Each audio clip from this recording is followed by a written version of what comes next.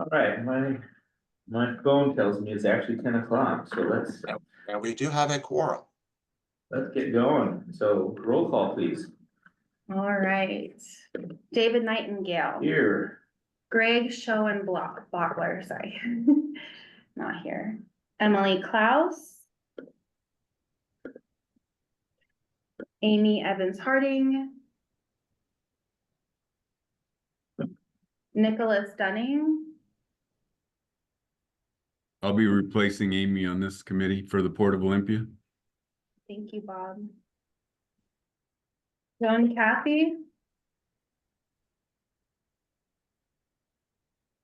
Trevor Palmer. Present. Elaine Clam. Present. Lisa Harrison. She shows she's on there, but she must be muted. unmute. Lisa, are you muted? There's a box with her name on it, at least. You can see that too. All right. And then Chad Sutter Here. and Aaron Robertson, Morning. Christina Colberg. And that is it. She except- mentioned Greg Schoenbacher has shown up. Since Oh, she Yep. passed. fantastic. Greg Schumbacher's here. All right. Yeah. Great. Thank you very much, everybody. All righty, so who's, you wanna go through staff that are present? Sure. Well, I think in the room with you there, you have Laura Glover, Hello. Amanda Romero, Good morning. and Hope Springer. Hi. I think that's it, 'cause I can't necessarily see you. Is that it for that room? That is it. Okay. I'm looking through here. We have Marinka Major. Also from Public Hello, Works. everyone. Tony Basinger. Good morning. I think that's it as far as, hang on a second here. And that's good for Public Works anyway. Kimberly Graham, from Public Health. Good morning. Kylie Graber Good morning. and Jessica Goulet. That's correct. Thank you. I see. Oh, Matt Samuelson is also from Public Works. Popped in there. Morning. And they're kind of bouncing around here. Did I miss anybody else that works for the county? Okay. Oh, I also say Nicholas Dunning is now here to add to our members here. As far as outside, let's see. Ron Jones, City of Olympia. Yep, thank you, Ron's here. And unless Councilmember Green shows up, I think I'm representing the city for any action item, is what I was told. So We have Josiah Not sure. Close, he's with HDR, who will be giving our first presentation. Morning. We have Tom Rupert from Waste Connections. Good morning. Jane Appling, I'm trying to remember. Jane, are you there? Yeah, I'm here. Good morning. Good morning. I forget who you're representing again. I'm a member of the public. Oh, okay, gotcha. Oh, that's right. Yeah, I believe you have an application on with us. Okay, Yeah. that's right. We'll be talking about you this morning. Is there any? I think I got everybody. Did I miss anybody? Okay, I think we're good. Okay, great. So, agenda for today, online, hopefully everybody's got a chance to look at that. Anything from any of the, select members regarding, changes? There's one change that I'll mention, and that's between, the order of the agenda items, B and C will reverse those so that we'll have the schedule change as, the second item and then, chair and vice chair elections as the third item. Other than that, it looks good to me. Anybody else have anything that needs to be changed on the agenda? Okay, great. So we'll go with that. And meeting minutes, from our last meeting.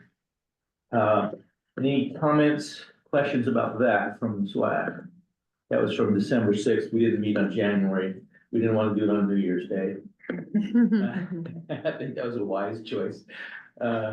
Anything on the minutes?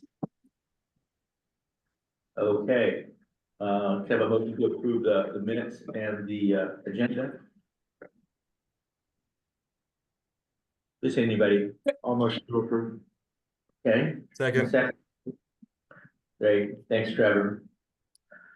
All in favor, say aye. Hi. Aye. Any opposed? Okay, great, let's go for it. So, any public comment at this point? Anything anybody wants to say before we get into the agenda from the public? I'm not hearing or seeing anything. Great. No old business, and then we mainly have the new business under item 7. So let's go ahead and do that. Yeah, go ahead, somebody. No, okay. So, great study update. Joshua.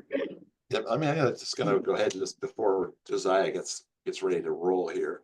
So he's gonna give us a presentation on basically the rate study that we've got. We'll be kind of previewing the proposed new rates that we're looking at for January 1st, 2026.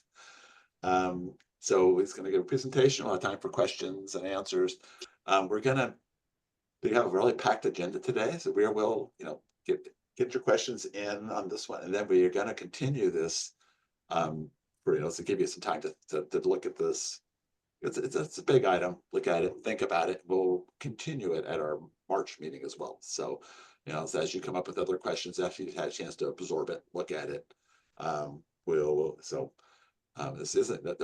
won't be an action item for today. This will be basically it's the initial information, and potentially we'll have it as an action item for the March meeting. So anyway, I just wanted to preface that, and with that, I'm gonna throw it to Josiah. All right, thank you, Jeff.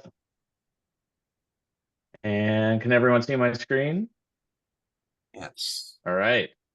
So yeah, again, my name is Josiah Close with HDR Engineering, and we've been working with staff on the rate study since about last summer.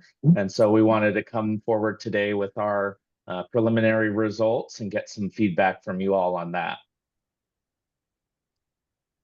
So when we go through, it's not advancing, 1 second here. There we go. Okay, so when we go through the presentation today, we're going to look at the purpose of a rate study. So what we're trying to accomplish, some of the goals and objectives that we have as we go through that, some of the assumptions that we have included. We'll look at our draft results and talk about our next steps, and then open it up for some question and discussion. And as Jeff said, that'll kind of trickle into the next SWAC meeting as well.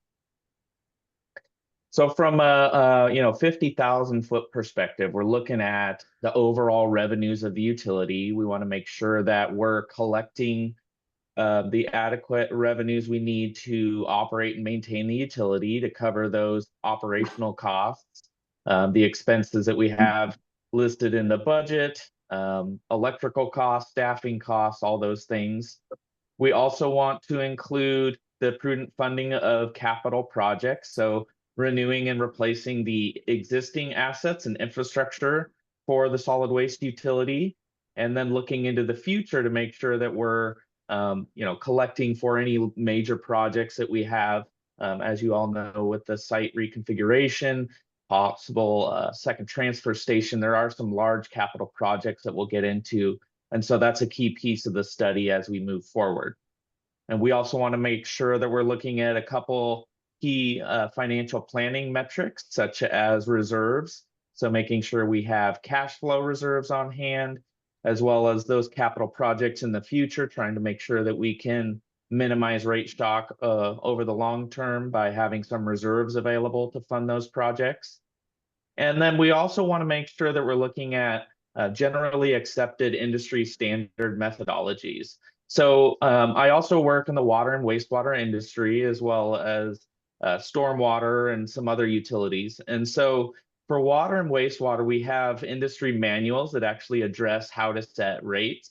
And we don't particularly have that in solid waste. However, we can incorporate those methodologies and approaches from those manuals within the rate study. And so we've taken care to make sure we do that. Some major influences. So we haven't looked at rates for the county since 2012. And so it has been some time. There's been inflation of costs. Obviously, the most recent 4 or 5 years has been relatively significant on that level. And so when we looked at, we just took a peek at the CPI from that period, and I think it was approaching 39%. So there is some significant, cost inflation that we've seen. We want to make sure that we're keeping the utility whole and addressing those costs, because at the end of the day, we're not here to, make profit with the utility. However, we do want to cover the costs and make sure that we're not behind as well. And again, the significant capital projects that we have over the next 5 years, it's about $41.5 million. And so we want to make sure that we're taking those into consideration, and again, trying to mitigate the rate shock to customers and create a smooth transition as possible during this time period. So for the approach, it's really a 3-step process. There's 3 analyses we look at, and they build upon each other to make sure that we're creating rates that are cost-based, so based on the cost of the utility, as well as proportional. So between any of the rate schedule line items that you charge, we want to make sure that the cost to provide service is related in the rate that we're charging customers. So the first analysis is called the revenue requirement. And this is where we look at the total amount of revenues we need. As I mentioned, we're looking at the operating and the capital costs, as well as trying to quantify those financial planning criteria and incorporate those within the rates. So that gives us our total amount of revenue that we need based on our assumptions to cover the costs. We move into the cost of service analysis, and that takes a test year from our revenue requirement period. And we then ask the question, okay, why are we incurring these costs? Is it related to the tipping fee or hazardous materials, et cetera? So we'll go through line item by line item on the operating costs as well as on the capital improvement plan, and we'll look at why we're incurring those costs. And then we'll distribute those costs based on who is causing them to be incurred. When we go into then the third analysis is the rate design, and that's where we incorporate the total revenue requirement that we need, and then the proportionality from the cost of service to look at how we want to adjust each rate schedule item. So the first analysis, that revenue requirement, again, we're looking at the overall rate needs of the utility. We want to make sure we're adequately funding capital as part of this analysis. So we'll look at the depreciation of assets, both from an accounting perspective as well as an engineering perspective. And that's just to reflect the fact that there can be a difference between the book value of an asset and then the useful life of an asset. So we want to incorporate all the engineering and planning that the county has done to make sure that we're addressing assets as they lose useful life. We're looking at a 10-year period, which is typical. Typical is 5 to 10 years. And on this one, because of the capital, we're definitely looking at that 10-year period. And what we're looking to set rates is typically on a 2 to 5 year period. And what you'll see today is a 2-year period, and then some idea of what the future holds. But as we know, there's a couple of capital projects that may move around. And so we're really targeting that 2-year period for now.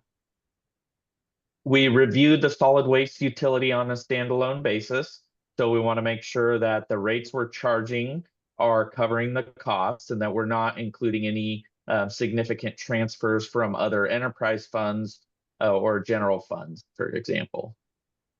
And then we utilize the cash basis methodology, which just simply says we're using a cash flow. So the year that we're talking about those costs, we're not accruing into the future, if there's any accountants in the room.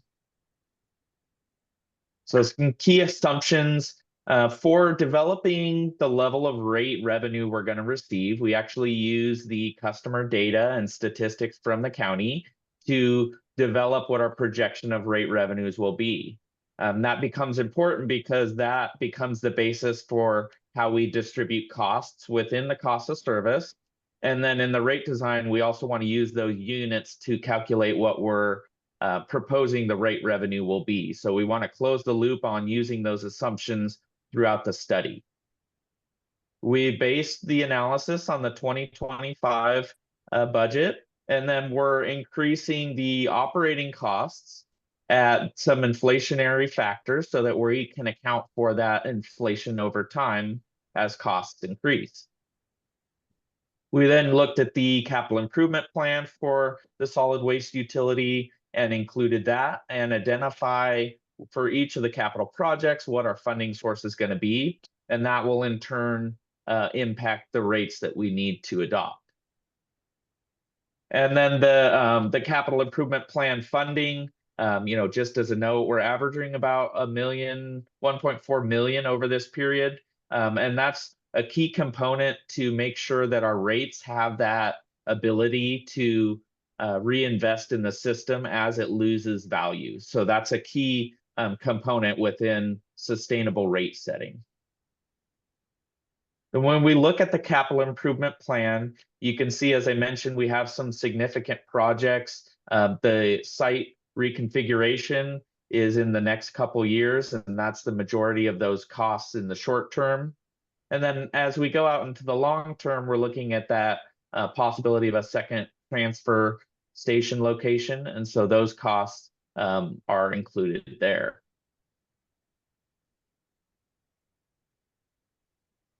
So then when we look at the revenue requirement, we start with the operations and maintenance expenses. So in this graphic, that's the dark gray box. And again, that's our salaries, benefits, materials and supplies, those kind of costs. And then we look at how we need to fund capital. And so we've included the funding of capital, whether that's directly to capital projects or in years where we're able to pre-fund projects, we may move some of that money to reserves in order to pay for those capital projects. And what you can see if we compare those costs on the dashed line, that's our current rate revenue that we're seeing. The anticipated cost over the next 5 years, we're below that. So we need to adjust rates to meet that. And so in the short term here, you can see we have some deficiencies in 25 and 27, and that's where we're utilizing those cash reserves to help us pay for some capital projects. And within this 5-year period, that's not, I wouldn't anticipate that to be out of the ordinary just due to the nature of the size of those costs. So as we look at the reserves in a couple slides, we'll be able to see here what I'm talking about as far as that. So actually, it's the next slide here. So what we're looking at the reserves. So we have this construction reserves available. And so we're trying to use those in this period as we do have significant capital with the site reconfiguration. And so we're drawing those reserves down strategically so that we can offset the rate impact to customers. Because if we didn't have those reserves or didn't use them, then we would need to increase the level from rates that we're funding. The green is our post-closure fund. So those are dedicated reserves that address the cost of the post-closure on the landfill. And so where we need to make up a little difference in 27 there, you can see based on the modeling, we're just projecting that we'll be slightly below the target of 90 days of O&M for a year, but we recover. And then you can see in the out years, we start to build that construction reserve up. And this is why we have those reserves available, is so that we can use them to try to shave off any of the peaks. And then in the valleys, we can use that to pre-fund other capital projects. So for the revenue requirement summary, we are looking to adjust rates both to cover the O&M costs increasing and into the future with inflation. We're looking at funding the capital projects, the renewal and replacement of existing assets, the site reconfiguration, and then we're looking at making sure that we can cover our reserve targets that we have and the metrics. And that's again, the O&M reserves primarily for cash flow so that we have that available. And then in any emergency situations as well, and making sure that if the county does need to issue debt for any of the capital into the future, for example, then we would have that strong credit rating, right, for the utility. And so you can see in the table below, this is an overall system average. And when we get to the rate design, I'll describe in a little more detail where we're getting these increases, but it is 13% for 2 years. And then the out years there is more or less an inflationary level. And those are a little bit more uncertain. And so when we get to the rates, you'll see we're just showing the first 2 years as that's more certain. So getting into the cost of service, then this is where we take those costs and we start to ask the question, why are we incurring these costs and who is driving those costs? So what we look at is the facility and service requirements for each component of the rate structure. And then we move those costs, which is called distributing them to those buckets, if you will, of costs that we need to collect from rates. And this is what we do on a periodic basis to give a check and realign how we're charging customers with the costs of the utility. So it's really just a snapshot in time. And there is a lot of moving pieces to it. But what it helps us do is when you perform a number of costs of service every 5 to 10 years or so, you can start to fine tune those rates to make sure we're making small adjustments so that our rates are in line with our costs. So on a summary level, when we look at, we really had 2 different sections within the rates. The tip fee, most rates are a proportion or related to that. And so that is the major cost or rate category that we have. And then the hazardous waste materials. And so on the, it's hard to see that on the left there's really the hazardous waste is such a small component. You can't see that difference there. But what we do is we compare the current revenue contribution to what their distributed cost responsibility is. And from that, we can come up with that chart on the right. And we say, okay, our overall system average is 13.5%.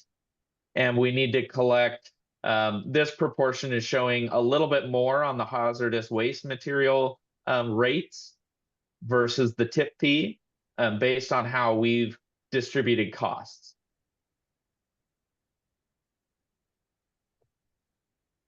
So then the rate design, we take the results from that revenue requirement analysis where we see, okay, the overall,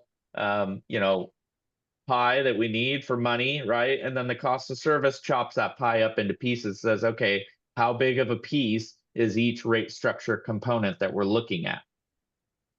And we can also include some of our goals and objectives within the rate design process, right?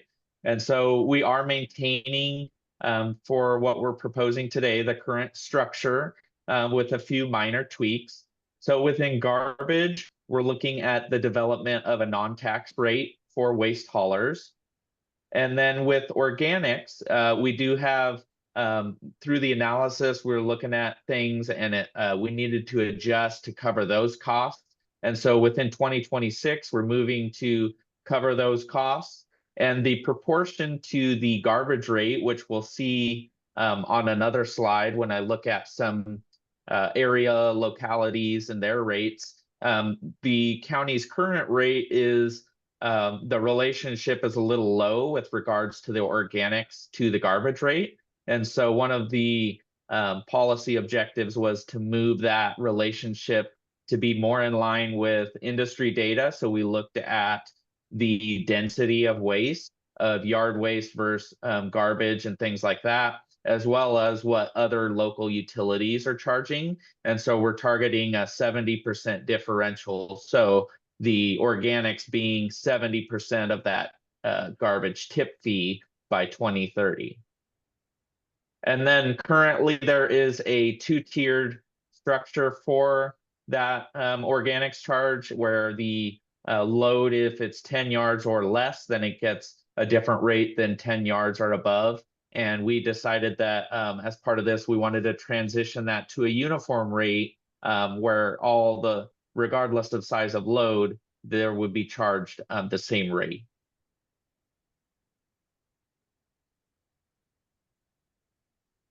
So as I mentioned, we're showing 2 years here. And so what we have is the current garbage tip fee at $119 a ton. And so with the adjustments, we're looking at 136 for 2026 and 154 for 2027. The self-hauled customers, so we'll see here on the next couple slides, that's really what the majority of the customers for the county is. And so that change would be from $18 for a minimum, which is less than 300 pounds, to $21, so a $3 increase there, and then the next year would be $2. And then with yard and garden or organics, we can see the other, small adjustment to the rate structure. We have that less than 10 yards and over 10 yards. We're combining that rate. And then we are increasing that to cover the cost of that service. And that would be $75 in 2026 and $90 in 2027. So when we look at the customer counts, you can see for self-haul customers, again, that's a vast majority of the traffic that the county sees, with over 80%. And then when we look at the data on those customers, the vast majority of them are paying at that minimum level. So 51% is paying that $18. And then another 30% gets us up to, some addition over that 300 pounds. But still, really the percentage over 100, which gets up close to the tip fee, is really only about 9% or less of customers.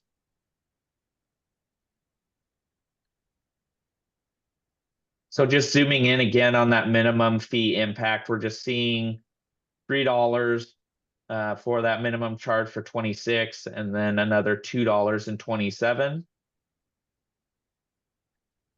And when we're looking at the tip fees from a local perspective, and counties really on the west side here, we can see, so the current rates, the Thurston County rates are second from the bottom there at 119 for the tip fee for garbage, and yard waste or organics at $45. And really you can see then, and that's why we're realigning that organics rate, because compared to a lot of other counties, that rate is significantly less. And even under the proposed rates for 2026, we've moved to $136, so just over Clark County. And with the $75, we're still the second lowest as far as organics would be considered.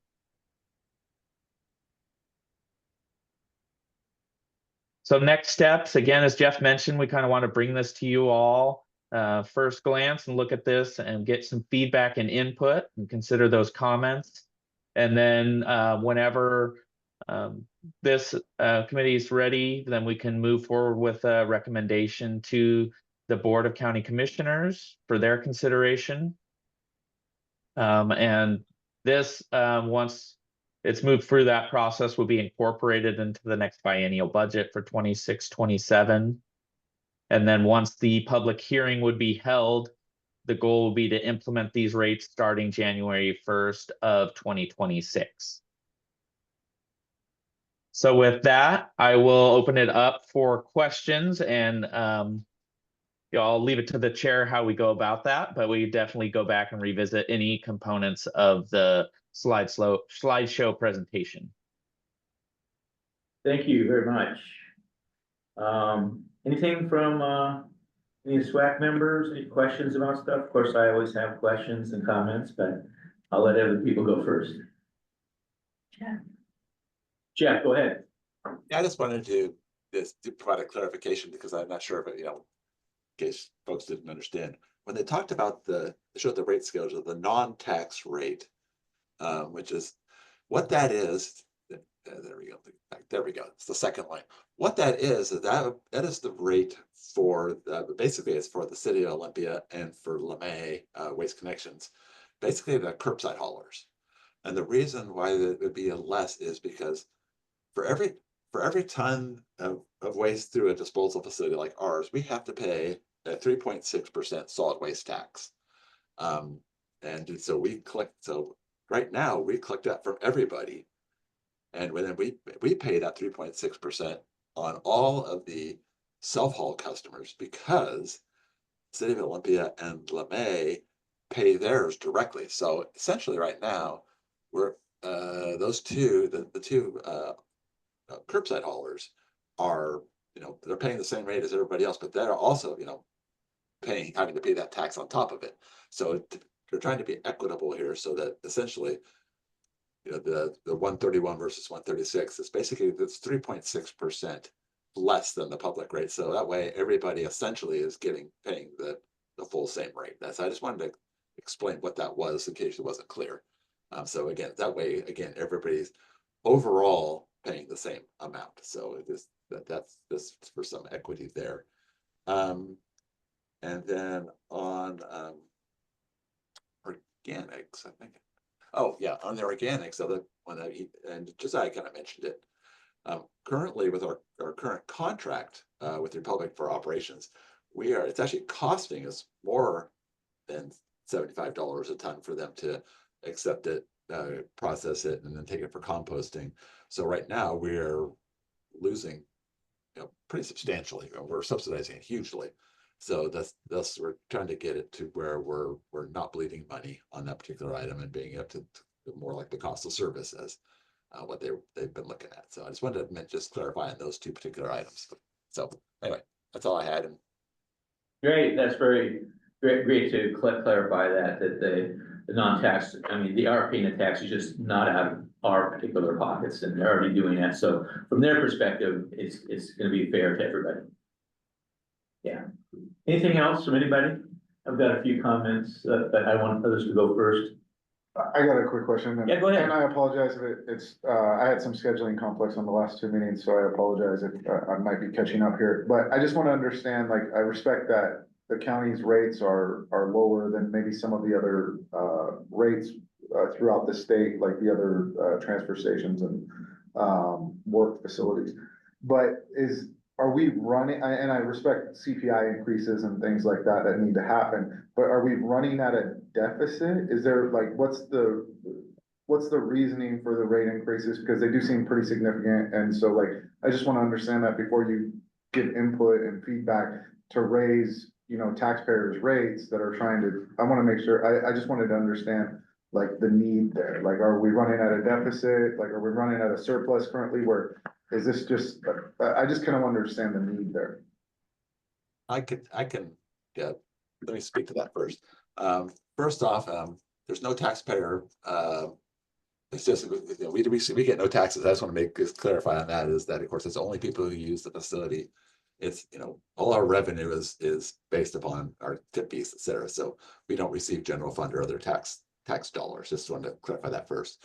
But yes, I don't think it was mentioned, but since last time we raised rates, which was 2012, the CPI itself has gone up 40%. It's like 39.6 or something like that, but pretty much 40%. So we've been losing ground for years and years. So yeah, particularly with the, one of the big factors in here is, as this facility, the work is now 25 years old, and things and a lot of our facilities are aging and needing improvement and or revamping.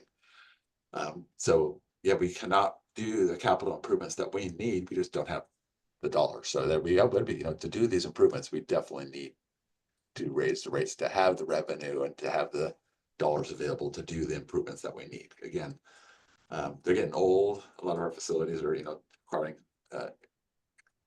extra maintenance because of their age or because of they're over the old close landfill and settling and then other issues such as that. So I think slide 10 kind of shows that to me anyway. yeah, if you didn't, yeah, you'll see, yeah, we start going negative pretty quick. And we're, we have the projects that we need to do are unfortunately quite expensive. It's probably So the dotted line is revenue, and then anything above the dotted line is expenses, the revenues. Yeah, exactly. So if you're looking forward, we have less than, we're not covering our costs right now. Yeah, and just, ultimately you're serving these, your constituents of Thurston County and things like that, and they are paying taxes and things like that, and it's still, so that was kind of the question. The last question is it enough? Because isn't rail rates are also gonna change to where we're trucking everything here soon? Like, isn't our rail contract gonna end pretty quickly there to be able to transport everything by rail as well? So is there not gonna be a big significant increase here coming shortly? That has not been, not that I'm aware of, and that has not been raised by our contractor at all, so. That, as far as I'm aware of, it is that they're not being able to use, unfortunately, usually Republic's here, but they don't have a representative here today. But which would be a good question for them. But that has not been an item that's been on the table at this point. Okay, okay, Aaron, do you have maybe Aaron has some input on it? I don't have I'm not the one that's brokering that material. No, but I believe you know when that contract ends on the rail, right? That's between the rail and the Republic. Okay. Yeah, and you guys are, as far as I know, Waste Connections out of Mason County is no longer utilizing the Centralia rail. Isn't that correct? I think they're going straight to Cowlitz, correct? Yeah, that's correct. Is that something you have available to you, Jeff, or something we could ask Republic about? Absolutely. I know we'll request them to be at the next SWAC meeting. So yeah, again, so this is today we're looking for again, get questions. I know after we leave here and you look through it, other ones are probably going to come up. So yeah, that's why we want to make sure it was let's kind of get the first round here, and then we as people chew on it a little bit and have some opportunity. Because obviously we're hitting with a lot of information.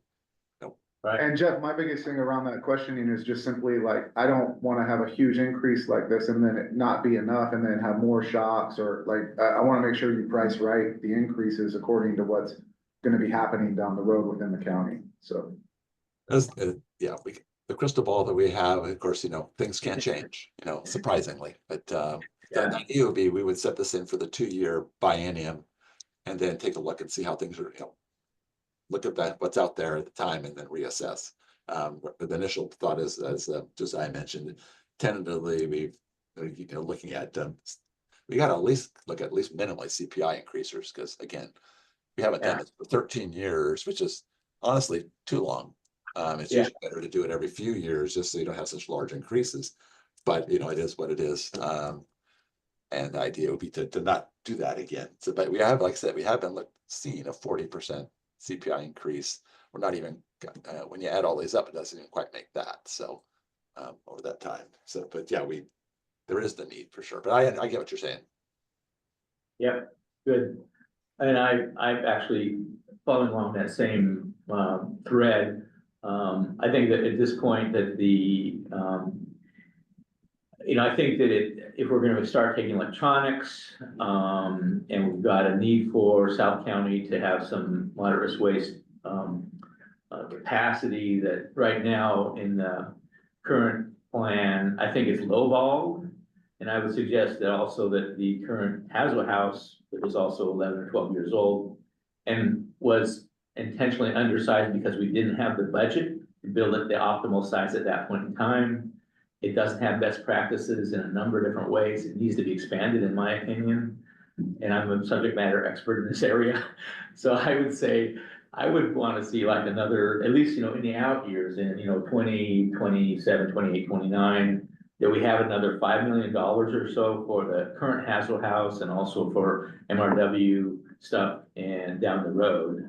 So that we're not in the position of saying, geez, it would have been nice if we had a little buffer there and had a little more money for that sort of thing. So that's a suggestion comment I will make. But anyway, I wanted to ask other people, just sort of piling on what was said by other people, but any other questions from the SWAC? I've got one other thing I wanted to talk about. I had a quick question. This is Lisa. Yeah. And I will be on video. So you don't have to look at nothing. The yard waste. We get income from that, don't we, when they convert it to compost and sell it? No, we do not. Actually, it's a cost for us. The company Brady Composting, they would get that income. However, the amount of costs, they get paid to take it because composting facilities, it's pretty intensive operation, equipment. So their costs are definitely more than the revenue they get out of that compost. So it helps us to reduce their overall expenses, to reduce the amount of tip fee they have to charge. But yeah, so none of that would kick back to us anyway, because we basically pay Republic a set fee for managing the organics, from the personnel. What happens to it is inconsequential. And it's like recycling as well. I mean, recycling, sure, there might be a commodity or two that might generate some revenue, but overall it's a big expense. Same thing. It's people go, well, you're making money, but yeah, not even get close to, running trucks, collecting, aggregating it, separating it, and getting it to market. All that stuff's just quite costly. So okay, thank you very much. welcome. Anything else for anybody on the SWAC for comments before I do my one other thing I want to talk about? Okay, I'm not seeing any hands. So I want to go to slide 15, if I could, please. And that's one place where cost for the hazardous waste and essentially that's revenue contributed is $21,000. And I'm comparing that to the tip fee for garbage in general. And just looking at that, that's like 0.07%, those two numbers. So there's a very big disparity. And I would like to suggest that we just simply, because those businesses that are paying that $21,000, the small number of businesses, it's maybe 150, 200 businesses a year. These are typically small businesses that run a very thin margin to stay alive as a viable entity. And they're already paying garbage fees like everybody else for managing their waste, whether it's household hazardous waste or small quantity generated waste. They're putting into the pot and they're supporting this already. And so from a rate design perspective, I think that they're actually double dipping here, asking them to pay at the Hazel House in addition to pay their garbage fee.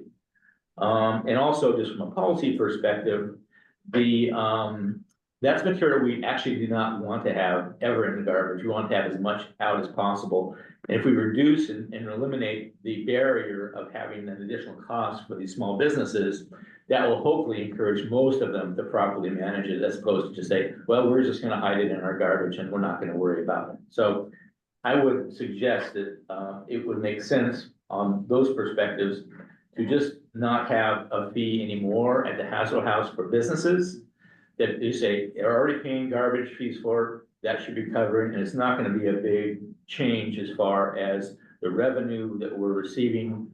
It's insignificant on the total picture when we're talking tens of $millions a year versus $20,000 a year, the actual revenue. And also it'd be more time for our folks not to handle the cash or do whatever they recover those funds. So anyway, that's a pitch I'm going to make for and I don't think, and because, in the rate design, everything beyond that, they don't even bother to put it in the spreadsheet because it's such a small amount of money. So anyway, that's my my suggestion that be a policy change going forward. Steve, And quick question. something I've been doing for a long time, years, decades. Yeah, go ahead. Would that just include the small quantity generators? Yeah. And where do you draw the line as far as which businesses then would not fall under? I mean, we're threshold, because I know there's a threshold for small quantity generation. Right. Yeah, that's exactly right. Go ahead. It's 220 pounds generation per month. So they have to be below that threshold. If they're generating more than 220 pounds per month, they would not qualify. And I'm sure they already have to, you know, say some kind of attestation or certification that they're already at that level. So the businesses already that are served versus aren't served are already meeting those conditions. And so it would just be a matter of more of those, hopefully, without the barrier of having additional double dipping cost, I would say, would be encouraged to do the right thing with their waste. But it's just a small quantity. Actually, the terminology now is very small quantity generators. So it's not like a Boeing or a sawmill or something like that. These are really small quantity generators. I appreciate the clarification. Sure. Yeah, that's what I got to chip in. You know, in that rate table that we showed, yeah, you're right. It's about a page and a half of different charges that we have it'll be part of the rate schedule, but we just didn't include it here because it's, you know, it's specific to each type of waste. That's, you know, so a small quantity generator, if they have, I don't know, some kind of pesticides or whatever it is, we have this rate for each of those individually, and we just didn't want to overwhelm you with the whole page and a half of just real specific line items. But you know, the idea, and they're not, you know, big dollars, but that's, you know, that the proposal there is to just move them up slightly, just to get to cover our costs, because Yeah. essentially for businesses, but residents are free. We're subsidizing it for residents. But yeah, anyway, it's not like this point that we just didn't include that in this presentation, but it would be part of the overall rate table. Yeah, so that rate table would go away because, I mean, it's insignificant in the tip fee should be covering it anyway. I'm suggesting, yeah. Anyway, that's all I have. Anything else from anybody? Okay, well, this is great. We actually didn't go as long as we had scheduled, so we are ahead of schedule. Any final words, Josiah, you want to say, wrapping up? No, I think that's it. I appreciate your feedback and input on this. Great. Thank you for your help on this. Appreciate it. I used to work for UTC, so I understood some of what you said. Yeah, absolutely. Yeah, you've done a lot of these. Yeah, great. Thanks again. All Thank right. Yeah, very well. So we're gonna have the schedule change for SWAC meetings, schedule for SWAC meetings. Jeff, go ahead. All right, so it was brought to my attention. So this year, starting this calendar year, the Board of County Commissioners has changed their meeting times. So it used to be you know, Tuesdays were always been there where they have their agenda planning, their primary board meetings on Tuesdays, and it used to be on Mondays that they would schedule for having briefings, and other hearings and that sort of thing. However, this year that's changed, so that on Tuesday, again, Tuesday is the same, but they swapped basically all their briefing and all those other types of meetings to Wednesdays. So because of that, the county commissioner representative cannot attend these meetings this year. So it was asked if we could potentially look at choosing another date or day and time to hold these meetings, so the commissioner would be able to attend. And actually, for this year, it'll be Commissioner Klaus. Emily Klaus will be the one that will be attending, with Commissioner Mejia being the alternate. So we want to take a look at some potential other dates and kind of get some feedback on whether everybody here would be amenable to potentially changing the date and time that we meet. So Tuesday and Wednesday are pretty much out. So there's a couple of possibilities. We looked at, because there's a lot of boards and commissions out there. There's several dozen that they attend at different times. So look through the tables, and basically some opportunities would be the first, second, third, or fourth Thursday of the month, say at about the same time, 10 to 11:30. After those usually Thursday afternoons are usually a lot of conflicts. Any Monday, doesn't matter which one of the month. So after lunch, maybe 1 to 2:30. I know Mondays can be kind of sketchy for folks. Even sketchier sometimes, or Fridays are available. I know not a lot of people necessarily like to schedule meetings for Fridays, but potentially the first, second, or third Friday from 10 to 11:30 would also be a potential available time. So wanted to get some feedback and maybe possibilities of any, if there's a good time that's going to work for people. So with that, put that out there for discussion.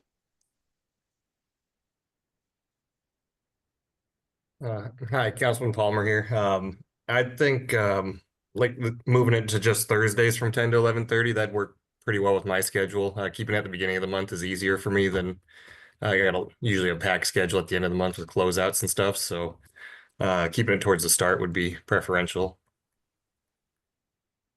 It's great. I would jump in and say the same. Thursdays are pretty easy. Mondays, we will run into some holidays here and there, depending on when we pick. Fridays are usually difficult for people, but any of the Thursdays would work for me. I'd be a vote for a Thursday, any one of them. Okay. Thursdays, in the mornings is better for me. Okay. Yeah, Thursdays. Is there a particular one, first, second, third, or fourth? It sounds like third or fourth to get a little sketchier. Yeah, first one.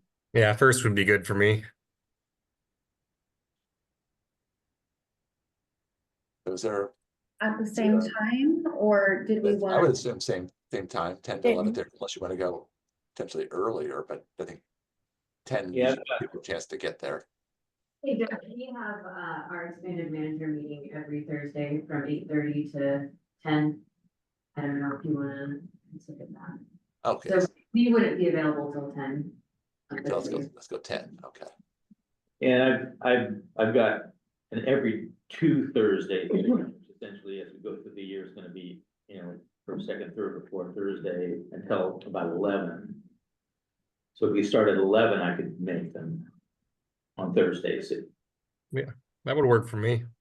That'd be 11 to 12:30. 11 to 12:30. Yeah. Acceptable to people? That would work for me. I think we have agreeable by Greg. I think we only have one. We have all the members currently here except for Commissioner Klaus. So if it's agreeable to the rest of you, I think we'd probably be in good shape. So I'm hearing first Thursday, 11 to 12:30. Yep. Yes. Is there anybody that couldn't do that?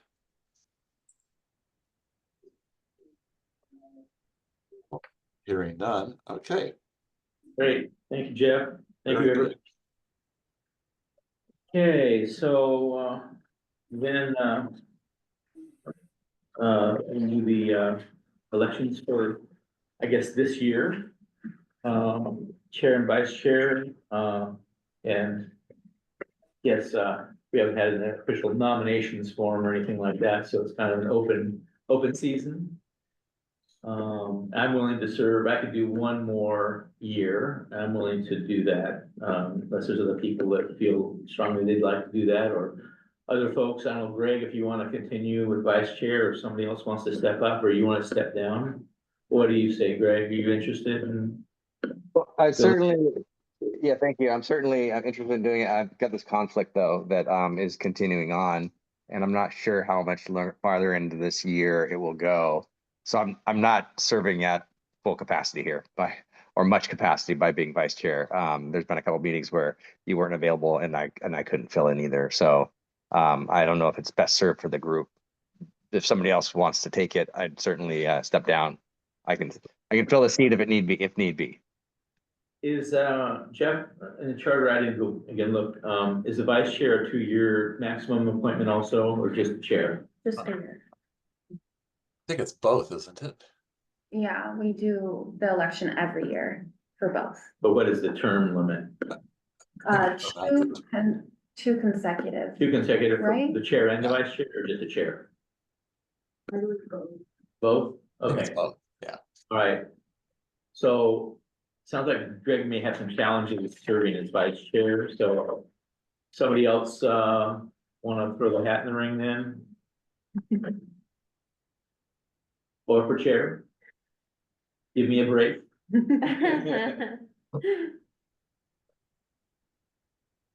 How about Joan Kathy? I see you there right in the middle of my screen.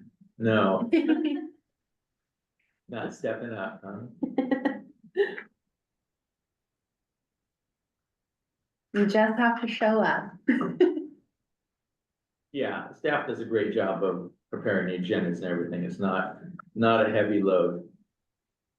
Okay, I'm gonna have to draw lots, I guess. Somebody must be willing to, I can help you out. I'm Yeah. the vice chair if you wanted. Okay. Just, yeah. all right, Thank you. Mhm. okay, We will have to have a motion and a vote for these. yeah, okay. All right, so Chad Sutter, vice chair, and I'm willing to continue one more year as chair. So if somebody wants to make a motion for that effect, we can vote on it. I so moved to, for you to continue. Okay, Second. and Chad too? for Yes. vice? Okay, great. All right, all in favor, say aye. Aye.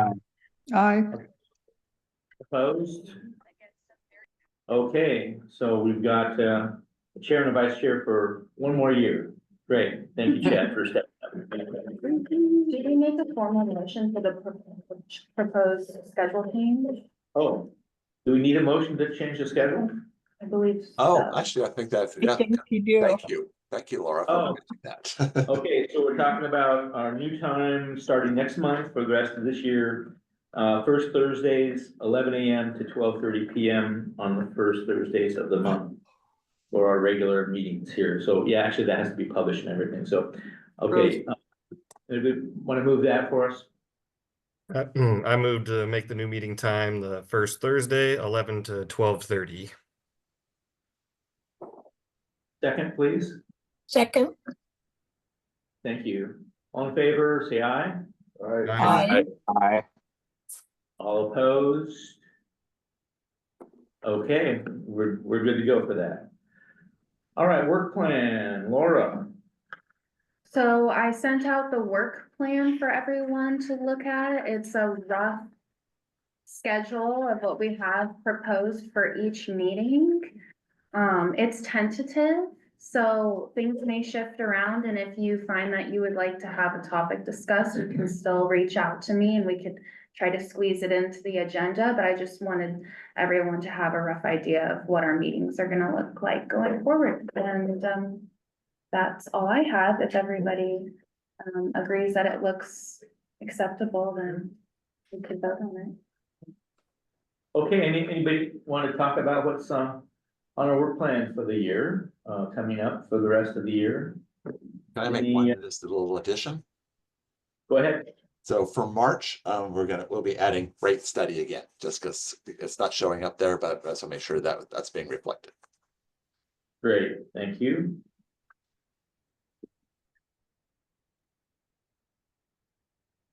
Anything else for anybody?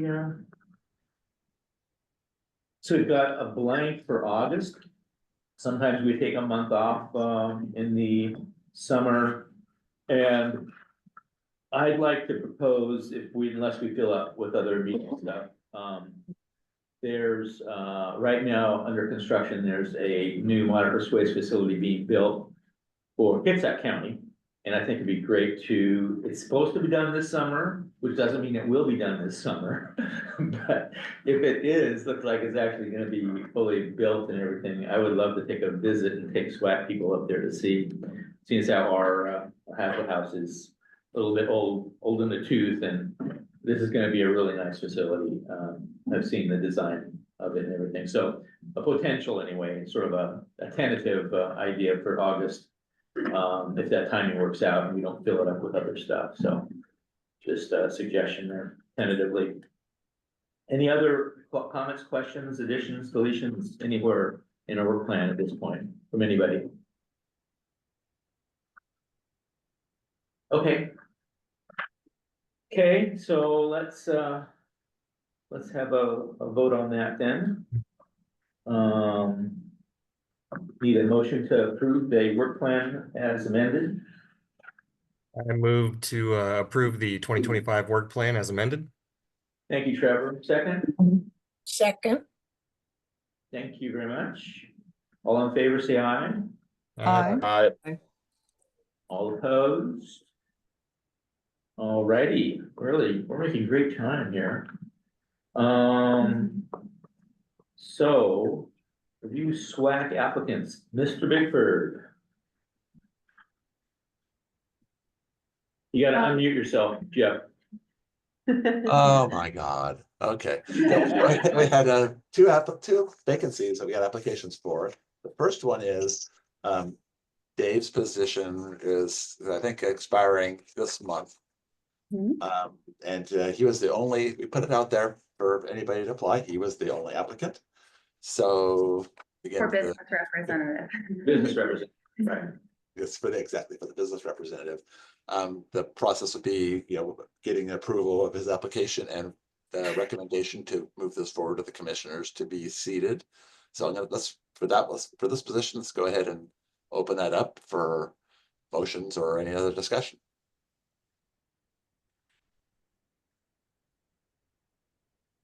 I'm willing. Got quiet. He's our chair. I think you might want to, you may want to go ahead and have everyone recommend him being reseated for another 3 years. We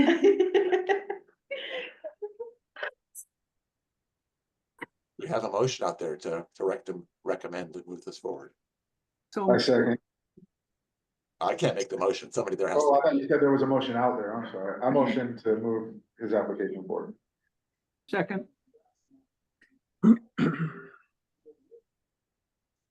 Hey, Dave, this one's yours. You need to call for the vote. Do I? Oh. I'm not the official. I'm just on staff. I'll not vote. Okay. All in favor? Say aye. Aye. Aye. Aye. All opposed?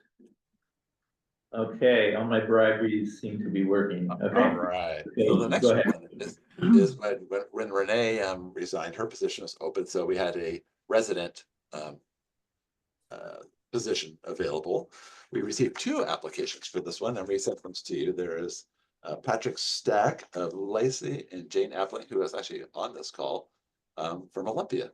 So basically, it'll be up to the committee to make a choice. If you have Jane's here, if you want to ask her any questions, but review those applications and make a recommendation on which of these 2 to move forward to the Board of Commissioners. Patrick's here as well. Patrick Stack is here online as well. I actually joined there it as is. an Okay. attendee, not a panelist. There we go. Okay. I haven't seen you before. Okay. So any questions for either of the 2 and any discussion and or a recommendation? Are they able to like introduce themselves or talk for a second, Jeff? Sure. Yeah, we have time. We Patrick, have go the ahead. applications as well. Yeah. Hi, I'm Patrick Stack. I live over in Lacey, just the end of Carpenter Road on Lake Pattison. 31, I'm a flight instructor over at the Olympia Airport. I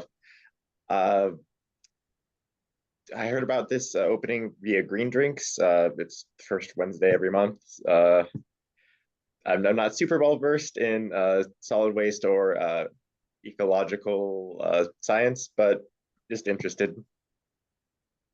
Okay, Thank Thank you. great. Okay. Hi. I live on the other side of Pattison Lake, I guess. But yeah, I've lived in the county for about 5 years since I retired. I'm a retired librarian, manager for Seattle Public Library for 20-some years. I love garbage. I think garbage is really fascinating, and have been in my retirement, I've taken a number of classes, and I'm just kind of fascinated by the technologies that are emerging and the issues that are coming up. So I think the work you all are doing is really important for the future of the county, and I'd welcome the chance to learn more about it. I'm part of the Master Recycler Composter program here in the county, so I've picked through recycling bins with Hope, I think at least once, so. um, and have just learned a whole lot from the staff, the solid waste staff, and from the extension program staff too. So it's just a really interesting area to me, and I'd welcome the chance to participate as a citizen on the committee. Thank you. Okay, Recommendations. any SWAC members, wanna make any recommendations here? And Jeff, we only have one resident position to fill, like, Correct. so obviously That's it's correct. hard to find people that are interested in garbage, so.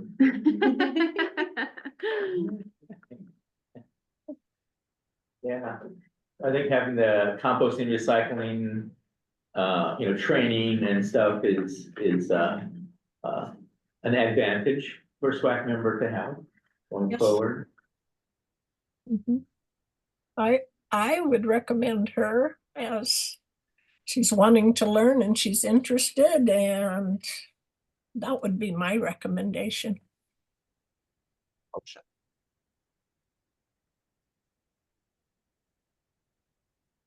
Anybody who likes garbage and wants to be on this committee should be admitted. I'd like to also point out that the other applicant, although doesn't have any experience in garbage, has a unique interest in it for not having any experience, which, a lot of times people are eager to learn when they come from zero. So that could be a benefit too. And also, could I just ask the applicants how long they've lived in the county? How long they've been Thurston County residents? I've owned property in the county since 2010, and I've lived here for 5 years, so. My family's been here, so I've been here for 20 years, but yeah. I'm really happy we actually have more than one person per seat available, and I wish we had another one that we could put both these people in. So Patrick, I think you're an unincorporated Thurston County, so you can't be a Bucota, representative or one of the cities, unfortunately, Yeah, so. they're both Yeah. unincorporated. So how do you want to go forward with the selection? And I'm not sure how that usually goes. Should we do a raise of hands for each candidate Yeah, I think you just vote and for each just candidate. base it off of who has the most hands? Okay. Yeah. That sounds fine. All right. So how Patrick and many- I can go away while you do that if you want. It's fine. This meeting's open to the It's public. a public meeting, yes. So right now it looks like we have 1, 2, 3, 4, 5, 6, 7, 8, 9 total people who are able to vote. So can we get a raise of hands for Jane Appling to start? So is it the raise hand feature? Raise hand on Zoom if you would like Jane to move forward. I see 4 hands online, 5 hands online, and 6 from David here in the room. So that is 6 out of 9 for Jane. That would leave 3 out of 9 for Patrick. So do we want to make a motion Okay, to sure. Jane to go Can I get a forward? motion for recommending Jane Appling to the board? Second. Okay, you're making a motion. Oh, man, I'm so sorry, keep messing that up. I'm asking for a motion. I'll make a motion for Jane to Okay. be elected to the board. Okay. And there's a second there. I don't think you guys are making it. Okay. All right. All in favor, say yay. Yay. Yeah. Yeah. Those opposed? Okay. Patrick, thank you so much for putting your hat in the ring, and I hope we'll find another place for you. Patrick, don't lose your interest in garbage. Yeah, it's really fascinating. It smells a little bit, but it's not something you can't overcome, so. Thanks. Have a good one. Okay, Thank thanks, Patrick. you. Bye-bye. All right. Okay, so we need to go on ahead to our next thing. Travis. 11 then. o'clock, Travis. Is Travis with us? I just Yep, he's still logging in. Okay, great. Go ahead. Right. All right, it moved everything around on my screen when I moved into the panel. So can you hear and see me? Yes. You're looking good. Yep. All right, excellent. Very excited to hear that you have so many people that love garbage and are interested in joining your SWAC, and how difficult it can be to keep SWACs populated and engaged. So I'm glad you guys have some great people. So I've been creeping around listening to your meeting for a while. So my name is Travis Dutton. I'm a policy coordinator with the Washington State Association of Counties.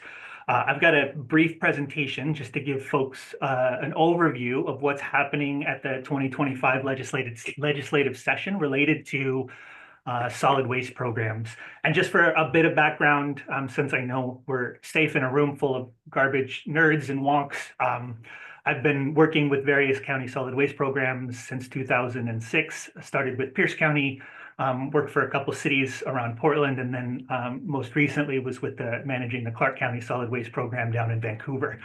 So have come to this side of things to talk about garbage in a little bit of a different way, but very excited to be here. And I feel like I don't know how many presentations I have to give before I become sort of an unofficial Thurston County SWAC member, or if there's a 5-time coat I get like on Saturday Night Live, but I'm always really excited to be here and grateful for the opportunity. So we'll give you a blue sash. How about that? hey, that works.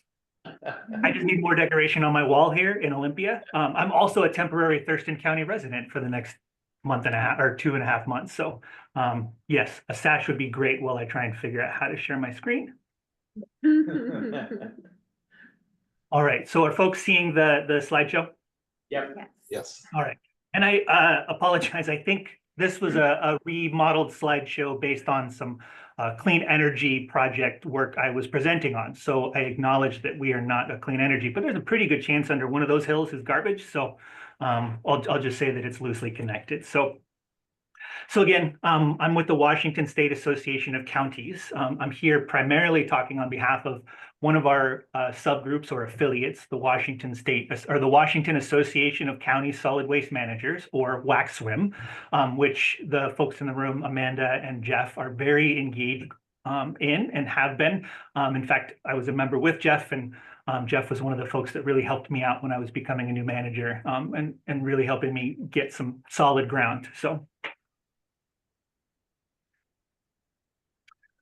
just gonna tell you what I'm gonna tell you, and then I'll tell you all of that. So I'm gonna just give a very brief over of WASAC, or the Association of Counties, for those that aren't familiar. I'm gonna give an overview of what's going on related to solid waste legislation this year. We're still very early in the process. I think it's day 24, and I think we have 85 days left. So we'll be working on a lot of this stuff very slowly, but at the same time, very in a sense of calm and a sense of panic at the same time. So, but we've got a long way to go. I'm going to highlight some of the solid waste priorities that our solid waste members established for us to work on their behalf this year. And then I'm just going to touch on what's coming as far as this session and beyond, as far as advocacy work that we will be doing with our solid waste folks. So the Washington State Association of Counties, or WASAC, is a nonprofit agency housed in Olympia that really is a central point for legislation or issues related to what counties' services need to be provided statewide. Many of you also have, many counties have their own lobbyists as well, but we provide a broad set of activities, including some lobbying on behalf of counties, especially issues that every county is concerned and deals with. We also support council members and commissioners in each county. For the counties that operate under the charter and have executives, those are also elected positions that are part of our overall agency. And then we have some affiliate groups. This isn't all of them, but these are some of the primary ones that we work with. We've got our solid waste group that I mentioned, that Jeff and Amanda are part of and engaged with, called WACSWIM.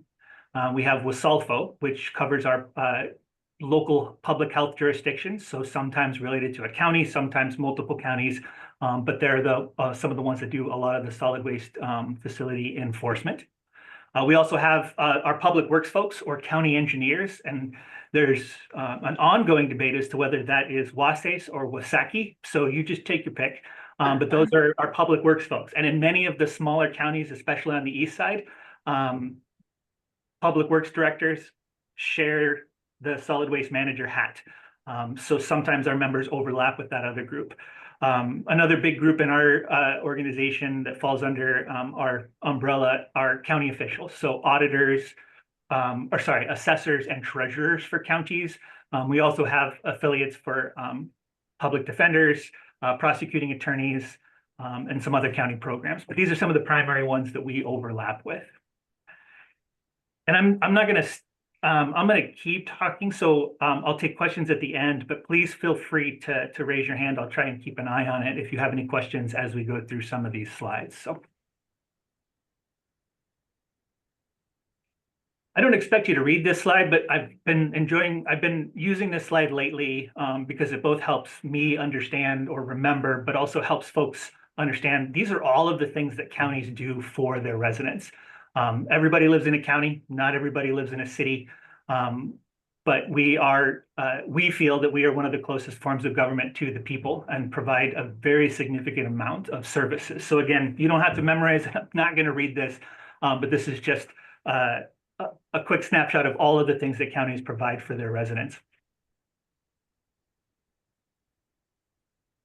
So I'm going to jump into, I've got 2 slides that go over proposed legislation.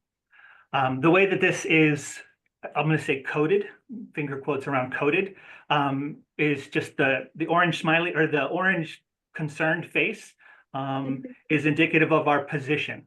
So I'm not trying to be too cute with my images, but it's just an easy way for me to track without having too many words on the screen. So you'll see a pattern. We have concerns with quite a bit of the legislation, and I'll explain why. But ultimately, our solid waste members are environmental programs. They do want to see waste reduction, but a lot of our concerns come from the ongoing ability to fund everything else that we do with solid waste programs. So I'm going to just go over these 4, and then I'll switch to the second slide. But there are 2 bills, one in the House and one in the Senate, so companion identical bills that propose an extended producer responsibility program. Those of you that have heard these presentations or have been engaged in the legislation before know that this is probably the 4th or 5th year that Representative Berry in the House and various senators from the Senate side have put forward an EPR program. This would require producers of packaging and paper products to fund and support and implement recycling programs to make sure that their products are not going to the landfill. So it would really take a lot of the recycling, outreach and education and management out of the hands and out of the accounts of solid waste programs.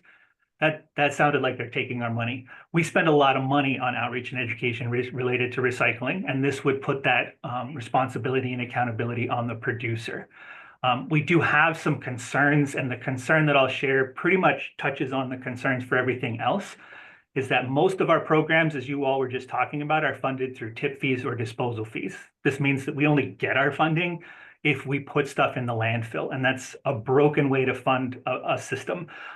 Even with the savings that we get through moving recycling and some of the other programs over to the producer responsibility organizations, we still have a lot of costs that are fixed and will be fixed until we are able to get all garbage diverted from the landfill. Things like landfill management, outreach and education for our other programs, hazardous waste management, implementing organics, and methane capture, and a lot of other requirements. So really, we philosophically want to support a lot of these bills, but struggle with the fact that we're not also looking at updating how we fund our programs across the state.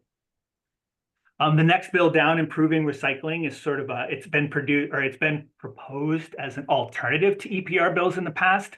One of the things that both of these bills require is what's called a needs assessment. So really taking a look at what is going to get the state to a recycling target rate of 60 to 85%, depending on the year, and what it's going to cost and what system needs to be set up.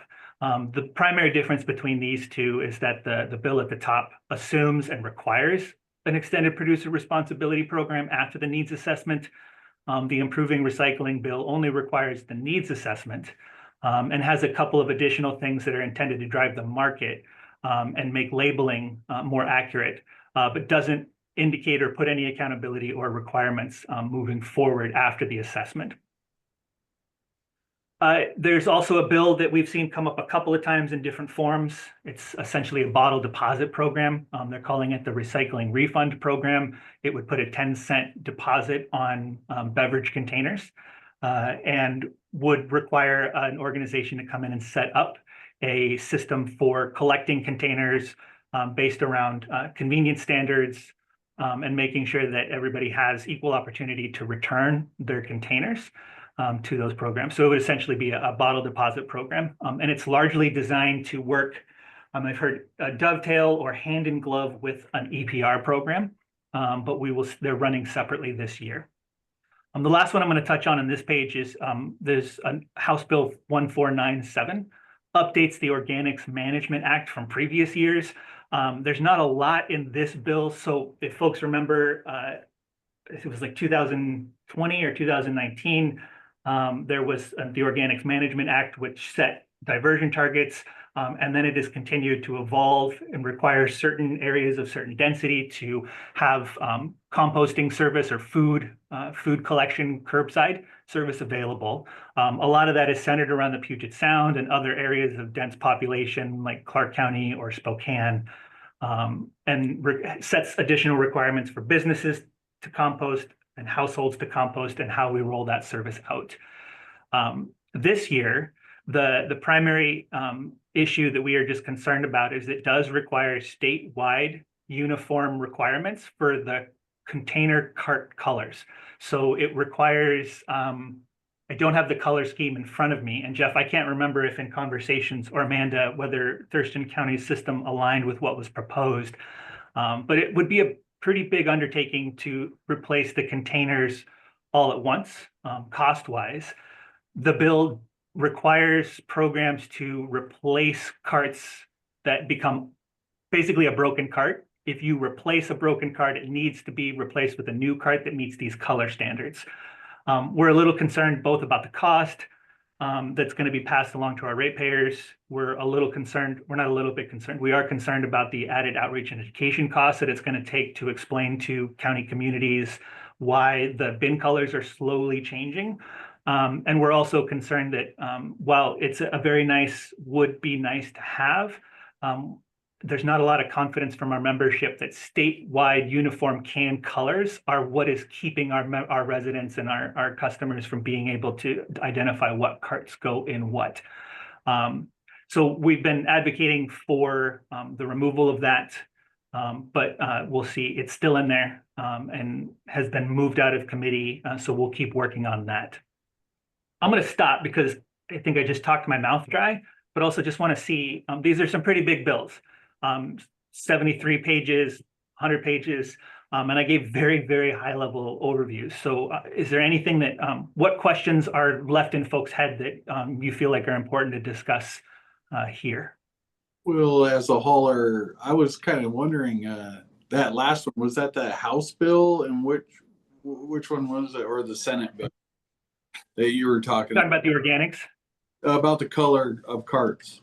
It was, yeah, so that is House Bill 1497, okay. And that it has outreach and education requirements for ecology. It sets requirements for schools, supports agricultural implementation or application of compost, among other things. And it also has the cart container color. So we are fine with everything else. We just really want to remove that cart container color requirement.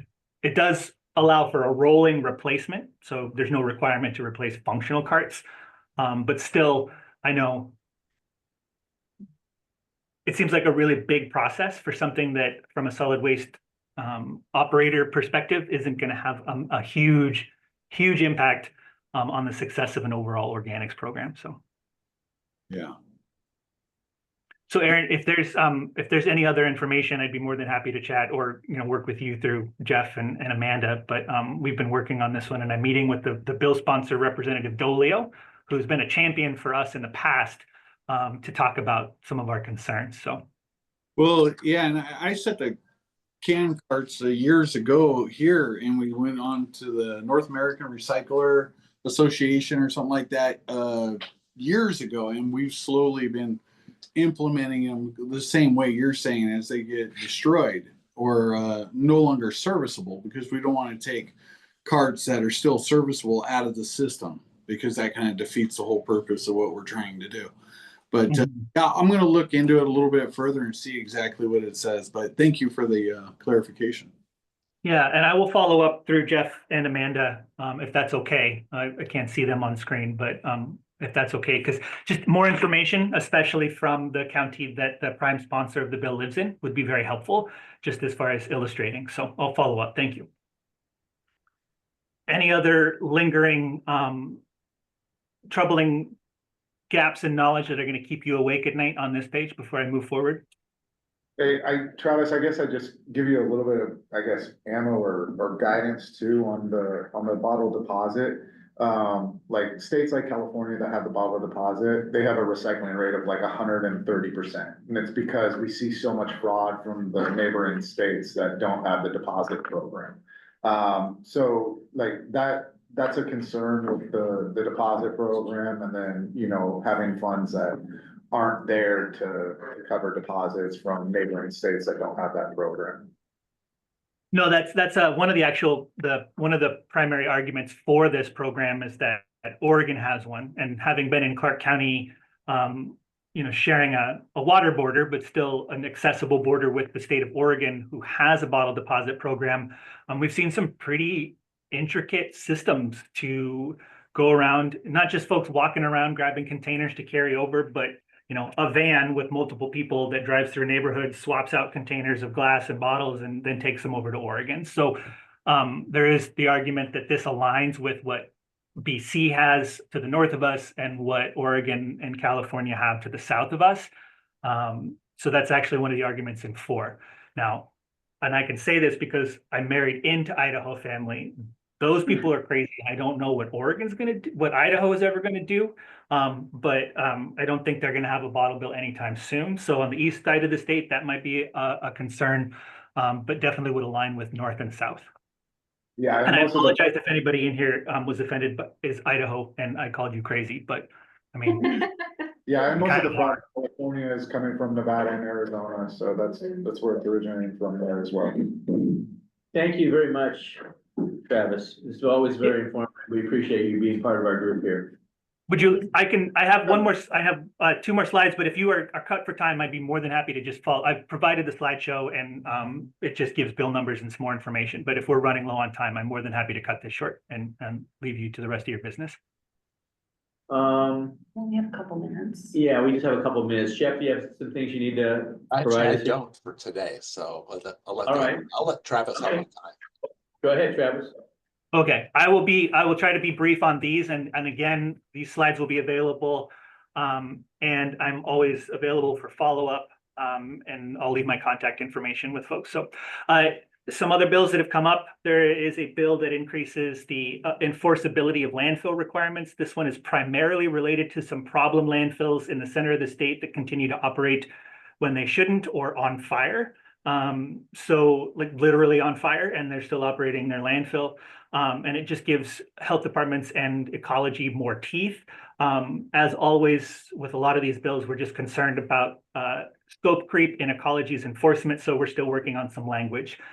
There is a right to repair bill for electronics that we support that has come through quite a few times that would allow devices to be more easily repaired at private shops. Some bills related to increasing the penalties related to litter. We're watching some bills related to requiring the Department of Ecology to develop testing protocols and sampling procedures for PFAS and establish an advisory group that would recommend how to handle that. So we're watching it, waiting for them to bring compost into the conversation, but right now it's focused on biosolids that come from wastewater treatment plants. So we'll be watching that. There's another bill that brings electric vehicle batteries into the statewide EV or battery product stewardship program. And we are in support of this one, largely because while it adds additional batteries, It requires these batteries are taken to places that are certified to handle it and not to every transfer station where it might cause significant danger or issues. And lastly, a bill was introduced this year primarily as a conversation bill to start the topic, but it would establish an extended producer responsibility program for clothing and textiles. Right.